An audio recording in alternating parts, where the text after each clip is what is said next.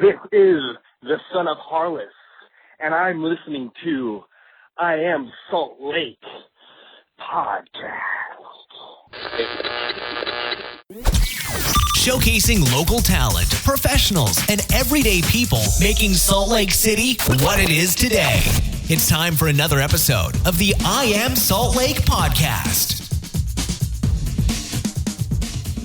Alrighty, welcome to my show. Welcome to the I Am Salt Lake podcast. My name is Chris Hollifield. This is my show. Welcome to it. If this is your first time listening in, thank you so much. Without you guys, the show wouldn't be around, because without listeners, I probably would have stopped doing this a long time ago. IamSaltLake.com is the website.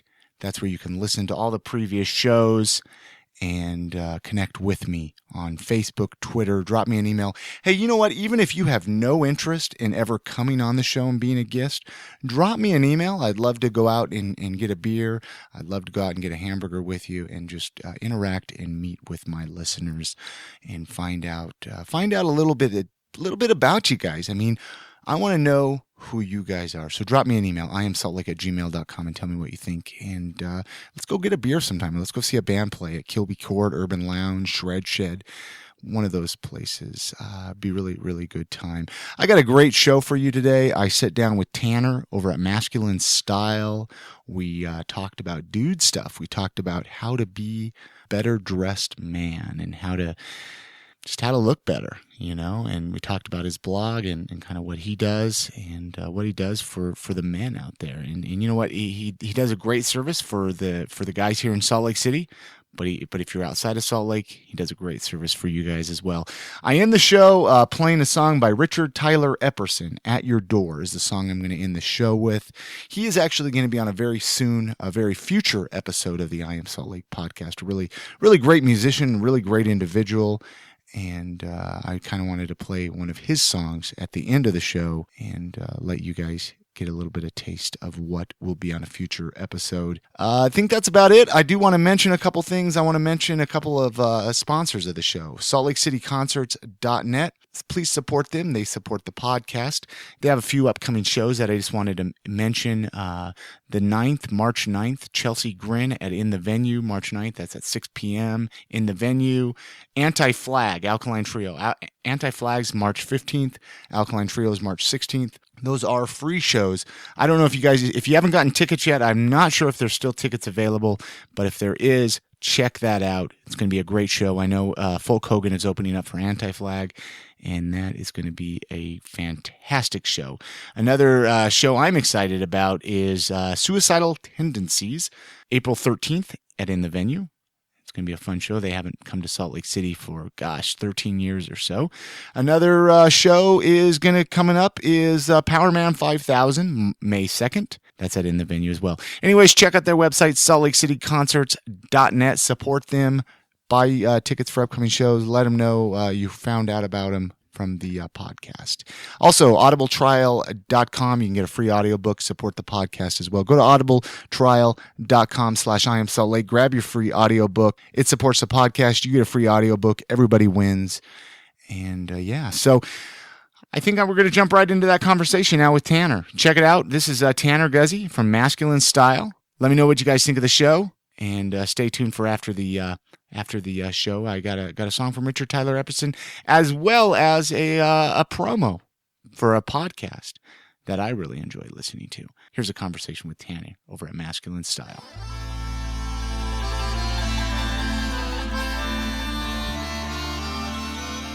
Why don't you kind of even introduce yourself and kind of tell a little bit about yourself? Okay. Kind of just a little bit of history and kind of about it is what you do. Cool. Okay. Full name is Tanner Guzy. I grew up in Sandy, so I'm born and bred Salt Lake area native. I write a men's style website called Masculine Style, and part of the website itself is also consultation services. On top of that, I work for a local custom suit company called Beckett and Robb, which they're a really cool company, and they're actually growing. The first store was built here in Salt Lake, and then in November, they just opened up their second store in San Francisco, and they're growing from there. So it's kind of a mutually beneficial partnership for me to be there helping them out and then doing my thing as well. So wow, you're really involved with fashion. I'm really kind of deeply into it. Yeah. And it's fun for me because all those cliches that you hear about, you love what you do and you never work a day in your life and all that stuff. It's really pretty true. Yeah. Monday's my day off, and I got a call from my boss today asking me to call into a client, and I was excited to get to do that. And I spent all my day today working on consultations with guys that I have all over the country. So even when I have time off, I'm doing what I do because it's a hobby of mine. And really, that's what I feel like I'm getting paid to do, is talk to people about my hobby. Okay. So it's pretty cool. Yeah. So you were born, you grew up in the area. Uh-huh. Okay. When did fashion become important to you, or when did you get an interest in fashion? It's funny, and I think I should make a distinction right off the bat that there's a very big difference between fashion and style. And at least from my perspective, especially when it comes to men and the way that we dress, and fashion is something that's very modern or current or very seasonal, whereas style is something that is more an expression of who you are internally. It's more timeless, and it's more of a way for you to not communicate to other people that you're aware of what's going on, but a way to communicate who you are and what you expect, the way you expect the world to treat you. Okay. And so for me, when I think back on it, it's kind of funny because, when we were talking earlier before we started recording, I played in punk and ska bands in high school. I grew up riding a BMX bike and stuff like that. I was always very involved in junior high and high school and kind of an alternative crowd. And I would not leave the house unless I was wearing a band t-shirt or a bike t-shirt. And so even though I wasn't necessarily style conscious, even at a young age, I had kind of a subconscious understanding of the fact that what I put on my body communicates to the rest of the world how I see myself and how I want them to see me. But when it really started making a shift was probably 2006, 2007. I have a little brother who he had a copy of GQ that I just picked up, and I was really impressed with the way that a lot of the guys looked. And it was a difference between looking like a high school kid and looking like a man. Okay. So that was what kind of got me going with it. And I was reading a little bit about, you're always kind of dressed in a suit, you were saying, or, do you ever leave the house not dressed like in sweatpants or a t-shirt? Come on. I know, right? Well, the thing that's so funny is, so up until I was working for Beckett and Robb, I worked for 7 years for one of the biggest credit unions in the state. And so it was shirt and tie, and for me, a suit every day. I am LDS and I served my mission and everything. And so same thing, shirt and tie, a suit every day. And I was in Toronto where it was freezing ass cold. And so I had to always have a jacket on. And really, you just get to the point where, for me, it's just as comfortable as being in sweatpants. I'm actually more uncomfortable if I go outside and I'm dressed not down, but I'm dressed kind of sloppy, like even if it's just a quick trip to the grocery store, because I'm more nervous about if I bump into somebody who knows what I do and they or that knows you in general. Exactly. And they see me in kind of a sloppy way that communicates something. And for me, the clothing is just as comfortable, especially if it's made right and it fits right. A suit can be just as comfortable as a pair of sweatpants. So what do you think it says about somebody that wears a t-shirt with stains and rips in public? What do you think that says about them? We're in kind of a weird time frame where it doesn't say what it used to say. Because 60 years ago, a man who left the house in that kind of a slovenly state was directly communicating that he was just apathetic about his appearance, which usually meant that you were apathetic about your standing in society. But the weird thing is guys that are our age, our dads were this first generation of men. Because if you think about it historically, you go back to the Spartans or ancient tribal men or people like the founding fathers. You go at any point in time in history, and a man's appearance was very important to him communicating his masculinity and his standing in his society. And for some reason, our parents' generation, the baby boomers, just said, I don't care. And if you do care, you're gay or you're weird or you're whatever. And so it became disassociated from how a man expressed himself as a man. And so we grew up not being taught any of that. And so when I see a guy who goes out in sweatpants or ripped t-shirt or whatever, now I just see somebody who doesn't know any better, as opposed to somebody who's a slacker or lower class or, apathetic or anything else. It's somebody who just doesn't know any different. But would you say it costs a lot of money to dress well? Somebody who says, well, I don't have a lot of money. or or I have to go shop at the DI or Savers or something like that. I mean, would you say that money really makes you look good? I mean, you could dress probably good for inexpensive is what I'm trying to say. Absolutely. Yeah. And obviously, the more money you have, the better quality you can get as far as material and make. Okay. And the more money you have, the better you can dress. But having no money or little money does not preclude you from dressing well. I mean, there are guys who write style blogs who are complete connoisseurs of quality menswear brands that their entire focus in their blogs is how to dress well by thrift store shopping. Okay. Yeah, well, yeah. I mean, vintage and that whole vintage Exactly. look. I mean, I love it. Right. Yeah. And that's what's cool is there's been a resurgence of that. But I mean, I know for me, last year I was at one of the thrift stores in town and I found a pair of dress shoes that I picked them up for $15. Yeah. And I went and I did some research later and I found out they were a really well-known menswear shoe company called Alden, a partnership that they did with Brooks Brothers. They're $300 shoes. Yeah. Leather soled, a Goodyear welt, quality shoes that'll last for years. And I found them for $15 at the thrift store. Yeah.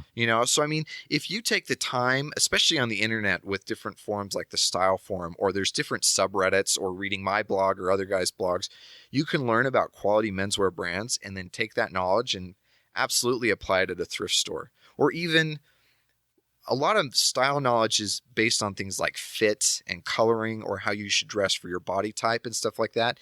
And you can do just as well with those things if you buy something from Target. Yeah. Because really, I mean, a $10,000 suit, if it doesn't fit well, will look like garbage. But a $20 suit that you pick up from the DI, and if it fits like a glove, is going to look awesome. Yeah. Let's talk about your blog, actually. You mentioned it, I think, in the beginning. Mm-hmm. What's the masculine style? Uh-huh. Okay, and I'm going to list that on the I Am Salt Lake website too. Great. As well as all your other contact information. Cool. But let's what got you into that? What got you decided to say I want to start a blog? I mean, obviously, okay, you're into fashion. Mm-hmm. When did you decide to take that to blogging?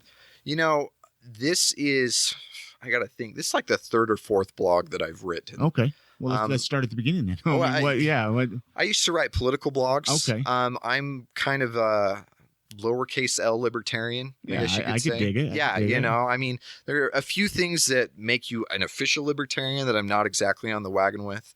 So for me, a lot of it was political stuff. I wrote a couple of different blogs. I wrote one that was about how to be a good citizen or things like that. A couple that were analyses of local politics, national politics, and stuff like that.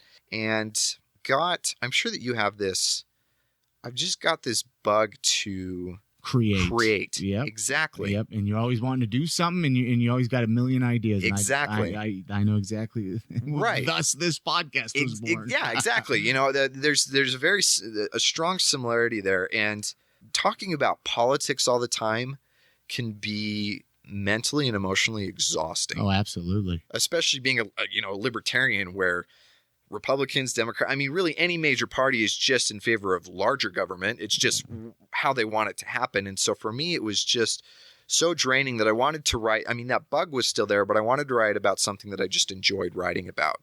But what was cool was that because it was something that I enjoyed doing and I could approach in a very positive way, this has been my most successful blog by far. And approximately how long have you been doing masculine style then? I started last September, so September of 2011, so about a year and a half. Okay. And I mean, what's been the response like? I mean, pretty good, I guess. Yeah. If you've kept doing it. Yeah, exactly. And I think that, I mean, I had gotten to the point where I was reaching a decent amount of people. I had gotten a decent amount of hits. But when it really started growing was when I shifted from treating it like a hobby to treating it like a business. Because again, I'm sure that you know this. There are days where you don't want to interview people or you don't want to throw a podcast up. And for me, there are plenty of days that I don't want to write. But if I only write when I feel like it, I will lose all my readers because I will have a month where I write 2 or 3 posts a day, but then I'll have another month where I won't write anything. So I have to train myself to space things out and treat it like a business where it's like, even if I don't feel like writing, I'm going to put something up. And it's good because since it's still something I enjoy doing, it's not like there's drudgery. I just have to have a little bit more self-discipline to make it happen when I'm not particularly in the mood. But what's cool is that's when it's just taken off. I mean, I'm to the point now where I have companies who will send me stuff to try out and do reviews on. You know, I'm wearing a pair of boots right now that I've gotten. Cool. Exactly. That's when it gets really cool. Exactly. You know, and so you're getting to the point, I'm getting to the point where I'm on the radar enough that other people are seeing me as a resource, whether it's, you know, people who pay me to do consultations for them or people who will write in. I got an email from a lady today who says her husband's been reading the blog for a year now and just loves every single thing that I post up. And I'm sure you know exactly how cool it feels to have some. I mean, this guy lives in like Wisconsin or something. Yeah, it's awesome to get feedback. Oh, it's so cool. Yeah. And so that's another thing that just makes it easy to keep going is you realize you're having not only a real effect on people, but a positive effect on people. So what are some of your blog posts about? I mean, I'm sure they're about all different subject matter, but give me an idea of a few of your recent blog posts. One of the big things that I do is a series that's called The Staples. Okay. I usually try and update that about once a month, and I go through and basically we'll do an article within each individual post that outlines a particular item of clothing that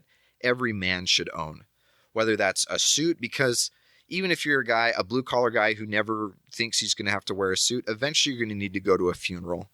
Or you're going to need to go to... We don't want to hope we do. Right, but you know you're going to have to, right? Yeah. You know, you're going to have to go to some sort of different job interview or a union meeting or something else where you're going to need to wear a suit. And you want it to look good on you, so you're wearing the suit instead of being worn by your suit. Because some suits look bad. Exactly. On guys. You know, but I mean, work boots. A white-collar guy still needs to have a good pair of work boots. Or, I mean, there's this whole gamut, and so I just do, that's one of the main things that I do is every month I do an update on what's the next staple that you should have in your wardrobe. Well-fitting t-shirt, a V-neck sweater, whatever it may be. These are things that you can wear in multiple situations, and every guy should own. Like you said, I mean, there's days you don't want to write, okay? What motivates you to write then? I mean, what keeps you going? Honestly, it's gotten to the point now where it's the business aspect of it. My wife and I we had a daughter. She's 7 months old now. Okay. And when we had her, my wife quit work. And that was something we were both excited for her to be able to do. But my income, as it was at the time, was not going to be enough for us to be able to make things meet. And so that's when I made the official transition from just writing to doing consultations and trying to make money off of it. And so for me, it's legitimately putting food on the table for my family. I can dig it. Yeah. Let's talk about your consultations. You mentioned that again. I wanted to touch on that. So I figured, how does that work? So is that for local people, out of state people? Explain that. Everything. And it's cool because it can be as in-depth or as minimal as guys want it to be. The basic consultation is something that I charge $25 for. I have you fill out a form that gives me things like your height, your weight, your hair color, your eye color. And then if you're not local, if you're out of state, I have guys submit 2 or 3 different pictures. And then from there, what I do is I do a breakdown based on what your contrast is as far as how strong the colors should be, whether or not you've got a warm or a cool complexion, what type of lapels you should be wearing, how big your patterns should be in your shirts, what type of patterns you should be wearing, how your pants should be tailored, things like that. And so these are all things that, I mean, they're guidelines. It's not like so can you look at, I mean, do you look at people in public and you say, wow, that guy shouldn't be wearing the color blue? Yep. Or that guy should. And coloring's hard. Okay. Coloring's really hard. That just trips me out. I'm sorry to interrupt you. No. Yeah, no, you're fine. And I was just like, wow, that is just a trip, man. It's really, but I mean, I feel all self-conscious sitting over here. I'm like, he's probably judging me. No, but you shouldn't, because you're actually dressed really well for your body type, because, I mean, you're a skinnier guy like I am. And so the fact that you have on a check pattern shirt, that adds visual heft. Okay. And so it makes your shoulders look broader, and it makes you look bigger than you are, which makes you look more masculine. Well, thank you. You know what I mean? And what's the beard? Exactly. You know, that's another good thing too. I mean, with how long it is, it's a blue collar thing. Yeah. Right?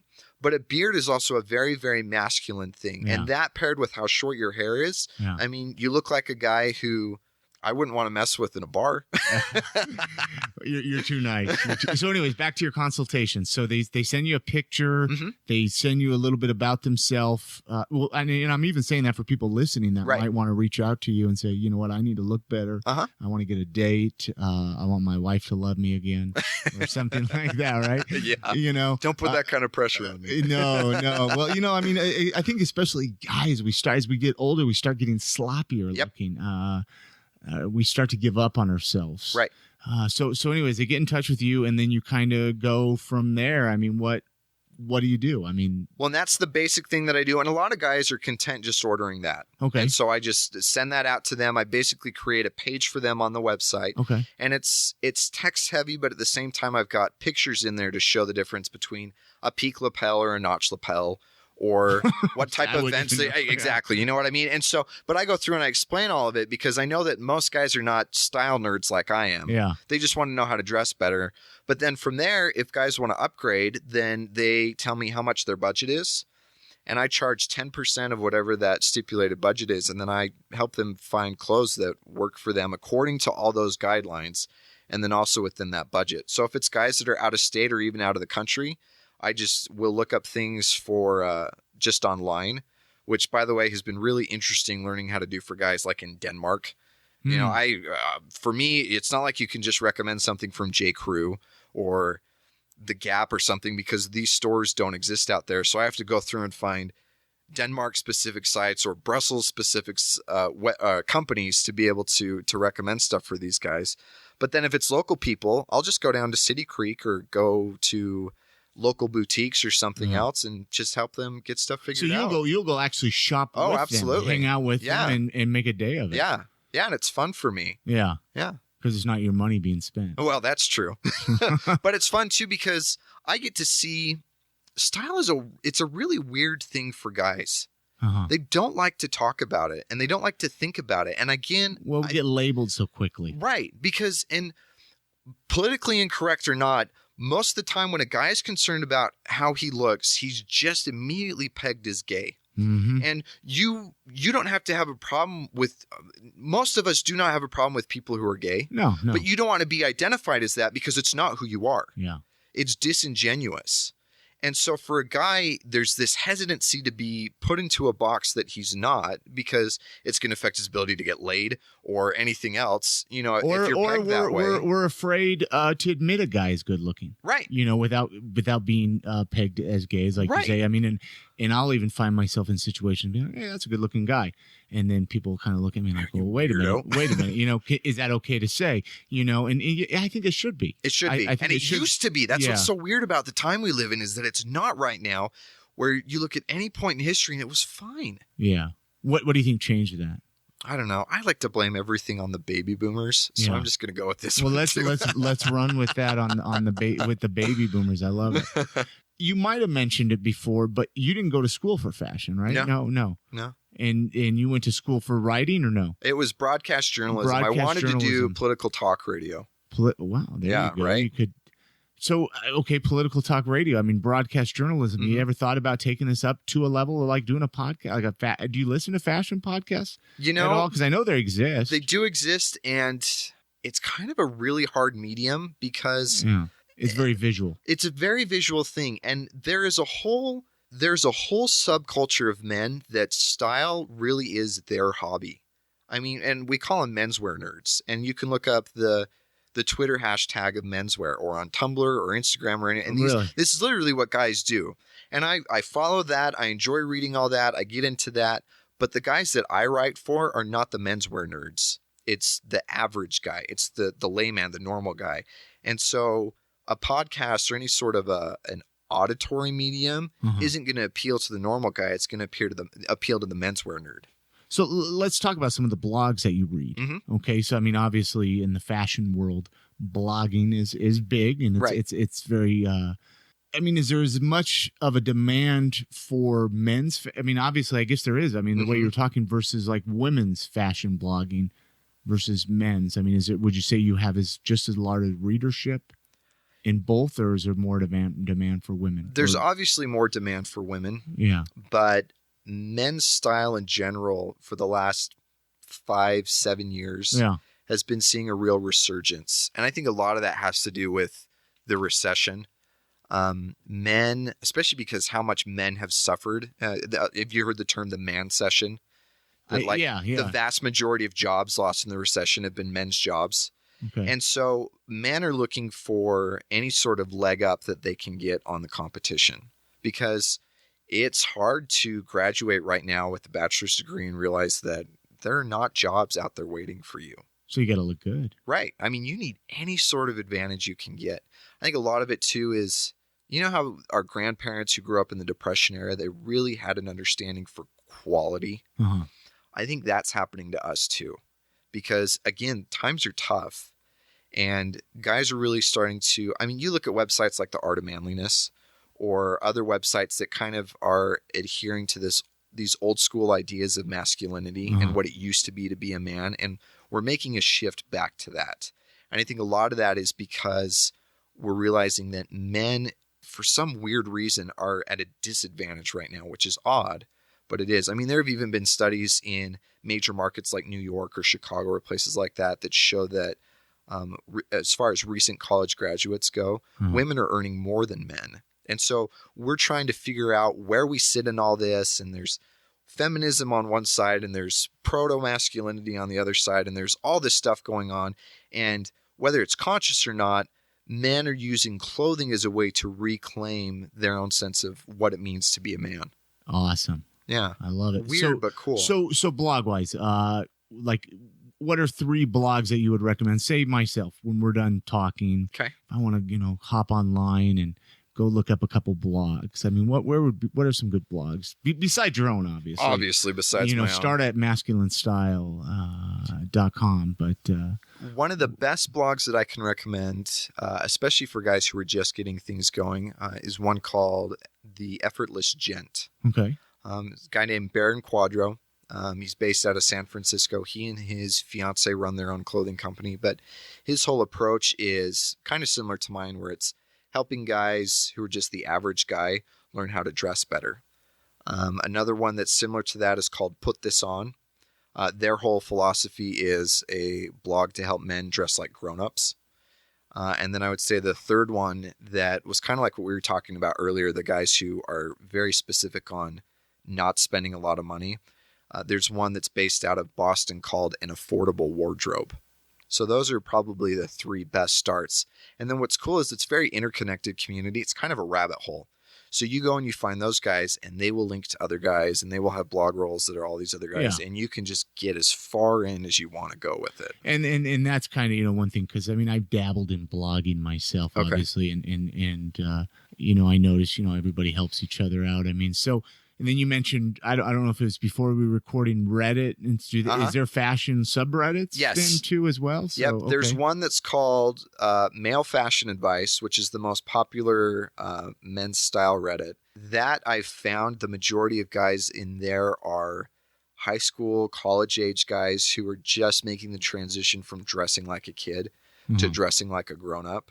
Another one that's a little bit more advanced than that is just fashion advice, which is a subreddit. But then if you really want to get into the nitty gritty, go to styleforum.net. And that's where you can see that crazy world of the menswear nerds who, I mean, they will pick apart and scrutinize every little thing. But for them, that's their hobby. That's what they enjoy doing.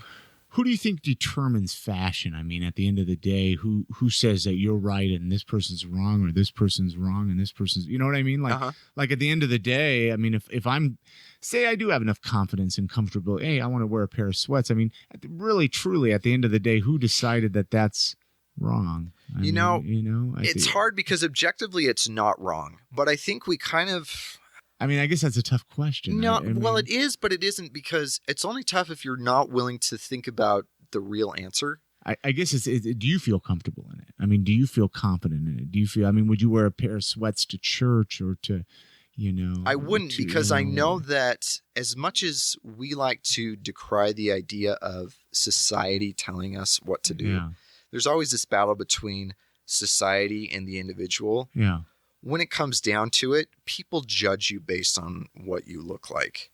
And but that's what I'm saying, though, is it's like I could go to a certain place, and if I'm wearing a pair of Wranglers and a big belt buckle, I'm going to be accepted by a certain group. Right. If I got a group over here and I'm wearing a certain band shirt and a chain wallet and, this, I'm going to be accepted.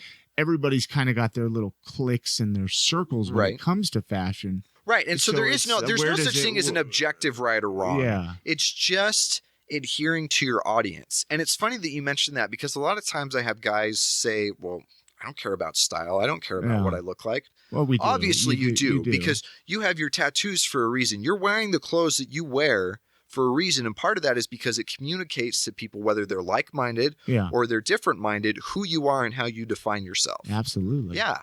And so there's no objective. And really that's one of the things that's kind of cool about it, because in a world of so much subjectivity where there really should be objectivity, style is one of those where there can be true subjectivity, because what I'm wearing tonight would not work for me if I were presenting a case in court as an attorney. It could. I mean, I guess, but I'm not going to have that credibility. Yeah, you want to wear more of a tie, right? That power tie, exactly. But I would not wear something like that on my cafe racer if I were going out to the Bonneville Salt Flats to go check out other guys on their motorcycles. You know what I mean? No, I could dig it. Yeah. So you dress to the audience that you're presenting yourself to as a way to communicate your legitimacy within that group. Have you ever thought about like doing designing clothes, like becoming a fashion designer? Like you mentioned that one blog, they have a clothing company or something in San Francisco or something. So it made me think, have you ever thought about doing that? I mean, something to that degree. It's funny because I had never really considered doing that. For me, a lot of it comes down to kind of like what I was talking about earlier, where there's fashion and there's style. And style is so timeless that the changes are very gradual. And when you watch shows that are very fashion-based, like Project Runway or anything else, or you even see, like in New York Fashion Week right now, all this fashion stuff and the runway shows and everything else that's going on, to me, that's just very current or trendy, or there's not the timelessness of it. Yeah. But what I've really enjoyed doing, working with Beckett and Rob with this custom suit company, is learning what goes into making clothes and making quality clothes for men. And I'm excited to get to be a part of a company so that something that I wasn't particularly interested in before, I am interested in now, and I'm already associated with a company who's doing so well at it that I don't have to start from scratch. I can just bring my knowledge to the table and then get to piggyback off of what they already have as well. Who or what would you say is your biggest fashion influence? I mean, do you have like a certain individual or a certain person that you say is your biggest fashion influence? That's actually a tough question. I can say conceptually I could tell you who it is, because there's not just one individual, but it's a guy who, as men, we all, whether it's to a certain extent, it may be completely, it may just be slightly, but we all kind of aspire to be that alpha male, because as a man, that's kind of how you jockey for position within your group. You want to be able to be somebody that's respected, that's trusted, that's seen as influential or powerful or something else. And so when I see a guy who is able to communicate that kind of confidence, that kind of dominance or power or self-respect or anything else, whether he's in a suit or, I mean, I have a buddy who runs a motorcycle shop, and he's got this long, scraggly beard, and he's always wearing Triumph t-shirts and stuff like that. But he plays to his audience so well that he just drips with style when he's on his motorcycle. And so it's someone who knows where they are and knows what they're trying to accomplish, and they see their clothing as a means to that end. Those are the kind of guys that I like to learn from. Who do you think the worst dressed celebrity is? This one I was the most eager to ask. Really? Just because I'm sure you see people, famous people, and you're just like, what the heck are you doing? Oh, man. And there's so many, because, I mean, you look at Russell Brand. The British comedian, he was in. Okay. I think I know. Forgetting Sarah Marshall, all that great. He is just, and that's where you see fashion instead of style, because he wears the weirdest crap, and it's just. I mean, even guys who can be stylish, guys like Kanye West, he's got a lot of good style, but a lot of times he takes it too far. And what's sad is guys who are really well dressed, like Ryan Gosling or Bradley Cooper, guys like that. Most of them, Gosling's a little bit different because he's a geeky style guy himself. Yeah. A lot of other guys, they just have stylists.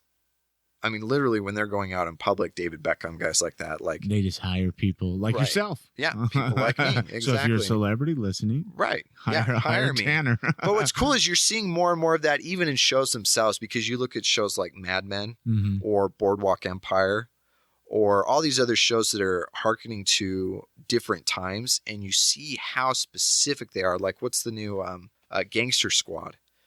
But I know what you're talking about, right? Yeah. And I haven't seen it yet either, but I've seen stills from it, and they're so particular about the style, and it's cool that we're paying that much attention to it, or even Bond. You know, look at how classic Daniel Craig is as James Bond compared to the way Pierce Brosnan looked 10 years ago. Interesting. Yeah. Back to your blog? What do you think the overall most challenging thing about doing a blog is for yourself? It changes, but I think the most challenging thing for me right now is, as my knowledge grows, it's finding ways to be able to come up with new material, because I've got a whole lot of material. I mean, I try and do a post every weekday, and doing that for a year and a half, I've got tons of archives. But I'm sure it gets old.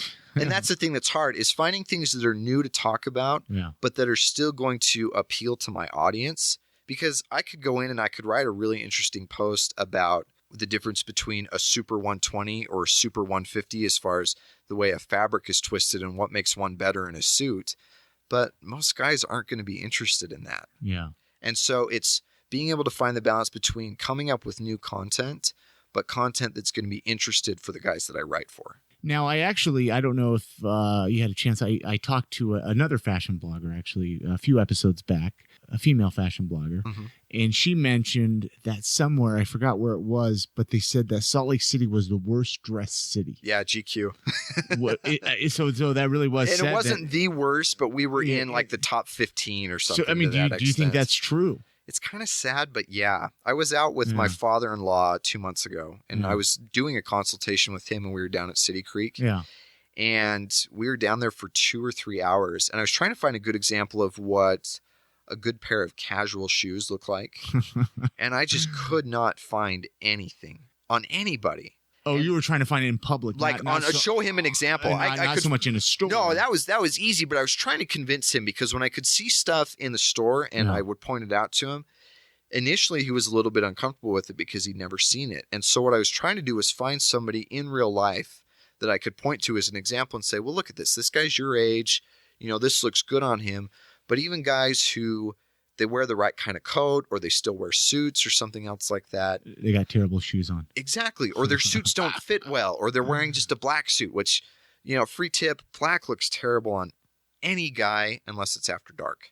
Interesting. It just washes us out. It makes us look like the freaking Walking Dead. Interesting. Yeah. Well, why do you think we have such bad style here in Salt Lake? I mean, and I know you're not here to tear it apart, obviously, but I mean, I'm even curious on my own curiosity. Why? I mean, even down to sandals with socks on, or something like that, or I mean, even shorts when there's snow on the ground. You just look ridiculous. Yeah. Why do you think we do that? Why? I think that. I mean, I guess you're not. It's hard to really give the honest answer, but but if you look at the way Salt Lake was 10 years ago, compared to how it is now, Salt Lake's a really, really cool city right now. Oh, it is. It's a beautiful. It's such a blast. Cool city right now. And exactly, there's so much because I could go do what I do in Chicago or New York and be around very like-minded guys. Yeah.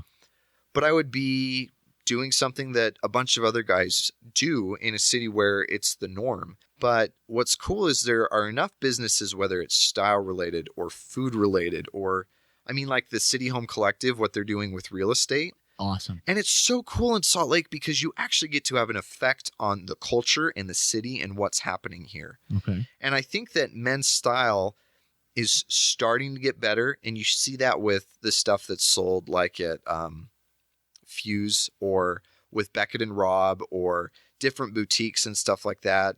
I'm starting to see more and more well-dressed guys, but we're just starting to come into our own. So we're just a little bit behind is really all it is. And I think that you look at Salt Lake 10 years from now, and we may not be the best dressed, but we're certainly not going to be on that list of the worst dressed. I think that, I mean, really Salt Lake is, as much as it's growing and everything else, we can't help but grow in a stylish aspect too. Yeah. Yeah. I mean, the city is really, I mean, especially, I mean, you've grown up here. You've seen it change. Right. I mean, it's blown me out of the water. I mean, the creativity, the people, just the overall atmosphere. Well, and that's is awesome. Well, and one of the things I'm so proud of about it is you look at companies like Zurich or Beacon Audio or other companies like Skull Candy. I mean, not Salt Lake, but Utah in general. Yeah. Who are really doing well for themselves nationally. Yeah. They want to stay in Salt Lake. I love how much loyalty there is to Salt Lake, where it's just like, this is my community. Yeah. This is my world. This is what I grew up with. And I don't want to just, I mean, in high school, everybody wants to get out of Utah. Yeah. But what's cool is you see businesses that start here and they want to stay here. And that just makes me more proud of Salt Lake and how it's changing and how it's growing, that it's keeping people who are doing well. Absolutely. Yeah, there's that loyalty, and it's cool to see that. Because, I mean, you look at guys like Portland or Austin or all these other cities that are cool cities, people love that they're from Portland or that they're from Austin. And Salt Lake is turning into that. It really is. I mean, people aren't as embarrassed to say, I'm from Salt Lake City. No, I mean, it's not like it's Boise. Yeah. Sorry, Boise. Yeah, sorry, listeners. Boise. You know, but so what other, I mean, besides fashion, what other hobbies and interests do you have? What other things do you enjoy doing? A little bit about Tanner. Yeah, a little bit about me. You know, probably my biggest interest right now, not right now because it's the middle of winter, but I have an old 1974 Honda CB360 motorcycle. Wow. Yeah.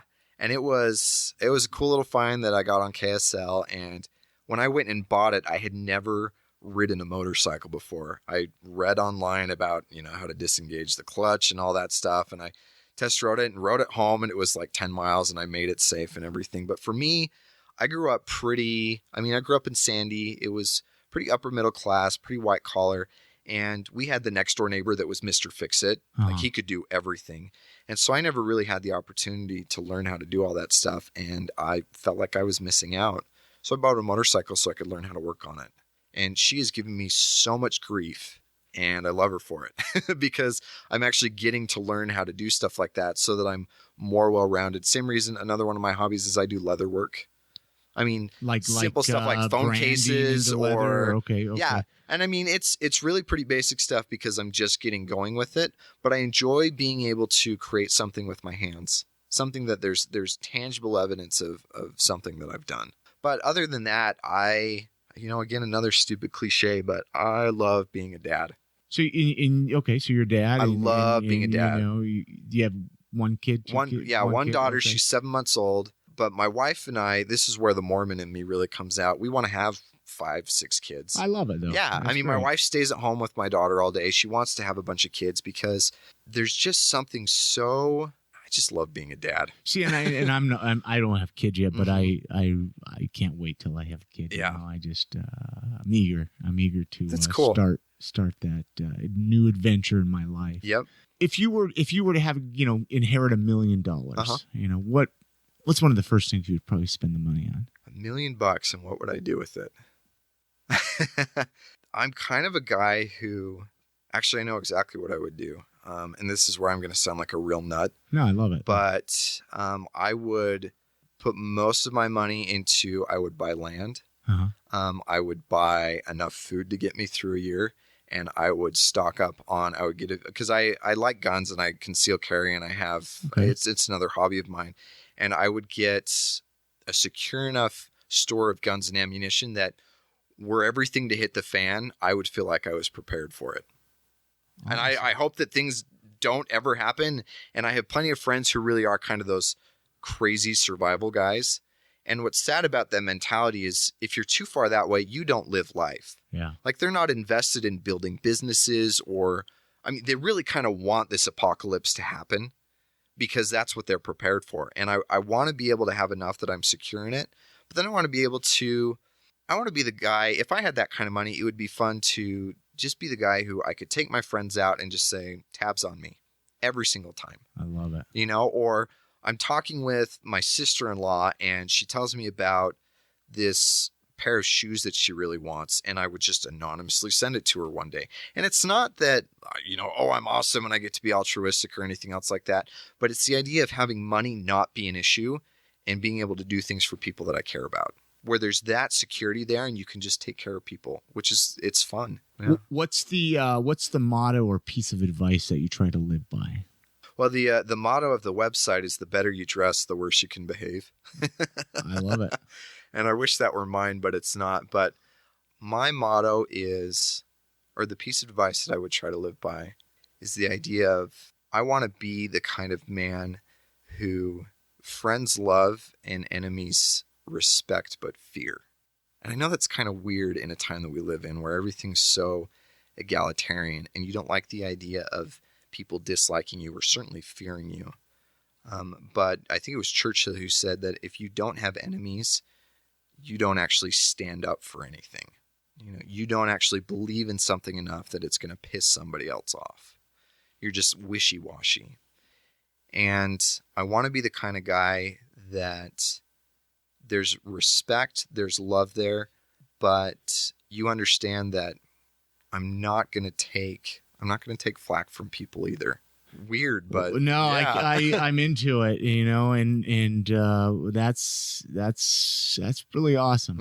I mean, that's I've learned a lot from you tonight, Tanner. I really appreciate you emailing me. Yeah. And coming on again, just kind of anything more you want to add, we'll kind of close it up here. Your website again is it's masculine dash style. Yes. And again, I'll have it on the website. Are you on Twitter? Do you have Facebook that people can connect? Facebook, Instagram, Tumblr. All under the same name? All under masculine style. There's not the dash and all those other ones. But yeah, I mean, really. Which one? So only the website has a only dash? the website. Yeah, because I think when I was trying to buy the domain, it was like $1,800 to buy it without the dash. It's crazy. I'm kind of jealous of the guy who picked that up before I did. Yeah, it works. So, it works. And so, again, I'm going to put all those on the website. If you're a guy listening and you want to hit Tanner up for a consultation, definitely do it. Well, and the biggest thing I want to emphasize with the consultations is my job is to not make guys dress like me. Yeah. Because like I was saying, you dress to your audience. And so I've got enough of an understanding that I can help you dress to that, whether that's you're getting married or I've got a guy who I'm working with that's based out of California right now, and he's in the Army and he gets in bar fights with all his buddies all the time, and because that's just what they like to do, like literally with his buddies, not other people, but with his buddies. Oh, so he's like, hey, I go out on the weekend and I get in bar fights. That's my hobby. But he wants to be able to dress to an extent that he looks like a tough guy, but his clothes fit him well and everything else like that. And sure, that's a unique challenge for me. There's people out there that literally go out on the weekend just to get into a bar fight. Yeah, as weird as that is, right? I know, I'm blown away now. So, but I mean, I've got another client who's a professional poker player, and we're trying to figure out what's the best way to gauge his wardrobe so that he can use that to his advantage when he's playing poker on ESPN. And I don't do that, and I wouldn't dress him the way that I dress myself. And so, yeah, the point is, I'm going to dress you the best way, or help you and teach you the best way to dress to whatever it is that you're trying to accomplish. Because not every guy needs to be in a 3-piece power suit. Yeah, wouldn't it be a perfect world if we were, though? Exactly. Right? Exactly. Yeah. We're supposed to complement each other. Yeah. People are supposed to be complementary, not the same. I love it. Well, I've definitely learned a lot. Any other fashion tidbits or anything you want to close out with before we go our separate ways tonight? Anything more you want to add, or something that maybe we didn't cover? Or nothing really that I can come up with other than to just say thanks for having me on. Absolutely. You got a great website. You really do. I was looking over it, and I don't read a lot of blogs, but I think I definitely might start reading yours. Yeah. Definitely, just because I could use a little bit of help. Well, and if you ever want to go out, let me know and I'll hook you up. I mean, like I said, it's fun for me, and so even guys, I'll go out with friends or family members or other people who there's that kind of mutual beneficiality. For me, it's still fun, even if I'm not getting paid. It's still fun to go out because it's a hobby, and that's what's cool is I'm getting paid to do my hobby. Well, and it's like anything in life. You got to be passionate with what you do. And I can sense that with you. I could feel that with you sitting over there. And I'm like, this guy really digs what he does. Yep. And it's cool to get to finally you admit that. You definitely admit that. And that's why I can't recommend you enough for people to get in touch with you. Great. So awesome. Well, thank you very much. And, maybe down the road we'll get you back on and do catch up. That'd be awesome. Appreciate it.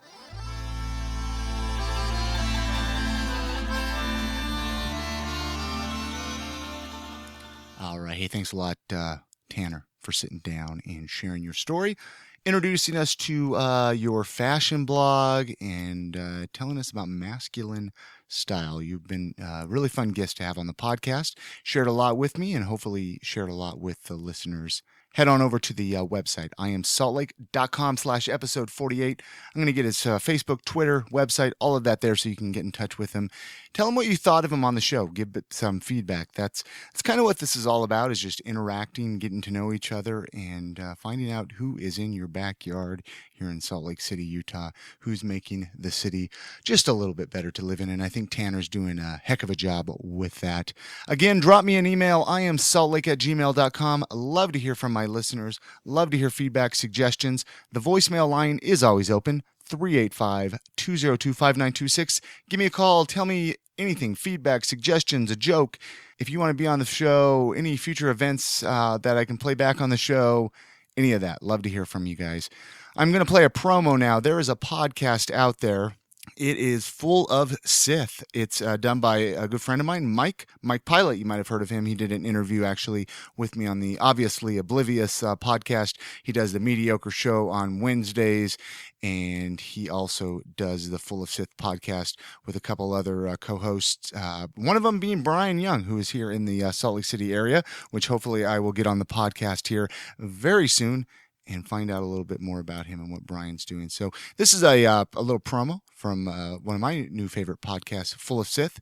I definitely recommend you subscribe to it and check it out on iTunes, and tell them that you heard about him on the I Am Salt Lake podcast. When that is all finished up, I'm going to play a song, At Your Door, Richard Tyler Epperson. That's going to close out today's show. Thank you very much again for listening. I'll be back on Sunday, or actually Wednesday, with a brand new episode, showcasing a new individual, somebody who's doing something really cool here in the Salt Lake City area. Thanks for listening. Hi, this is the Mike Pilot. And this is Brian Young with the Full of Sith podcast. And let me tell you something about Full of Sith.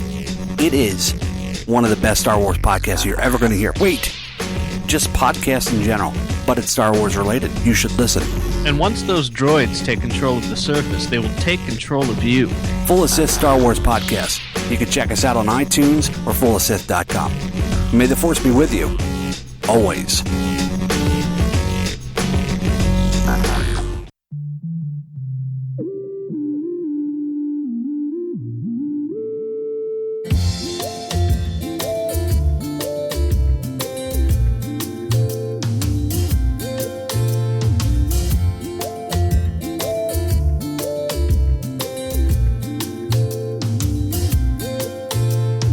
Laugh at myself. I fear I'll always be the one who says the wrong things. I always feel so dumb. Now maybe my mind is working overtime, 'cause I'm messing up every single line.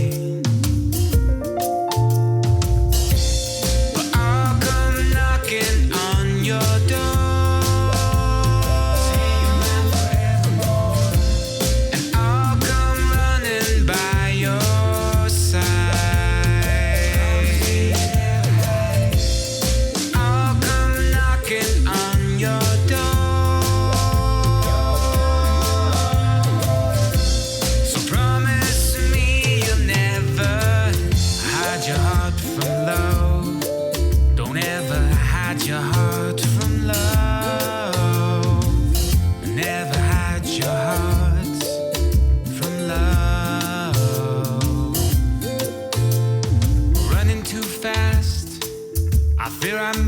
lost my breath.